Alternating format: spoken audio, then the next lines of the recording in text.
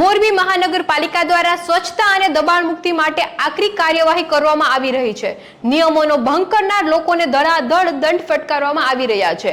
હાલ મહાનગરપાલિકા દ્વારા કઈ બાબતમાં કેટલો દંડ આપવામાં આવશે તેની યાદી જાહેર કરવામાં આવી છે, જેમાં જાહેરમાં ગંદકી કરતા લોકોને 500 થી 50 રૂપિયાનો દંડ, જાહેરમાં પાણીના વ્યય માટે 100 થી 1000 નો દંડ, જાહેરમાં શૌચક્રિયા તથા થૂકવા બદલ 50 થી 500 નો દંડ, જાહેરમાં બાંધકામનો સામાન અને કાટમાળ રાખવા બદલ 1000 થી 10000 નો દંડ અને જાહેર રસ્તા ઉપર દબાણ કરવા બદલ 500 થી 5000 નો દંડ। તેની સાથે સાથે મોરબી મહાનગરપાલિકાની ટીમ અવની પાર્ક સોસાયટી સામેના એક કોમ્પ્લેક્સ તોડવા માટે આજે પહોંચી હતી। ત્યાં ઉગ્ર વિરોધ કરવામાં આવ્યો હતો અને અંતે સમજાવટ બાદ 2 પીઆઈ સહિતના અધિકારીઓના બંદોબસ્ત વચ્ચે ડિમોલેશન કરવામાં આવ્યું હતું। લગદીરવાસ અને આલાપ રોડ ઉપર પણ નવા બાંધકામો આજે તોડવામાં આવ્યા હતા।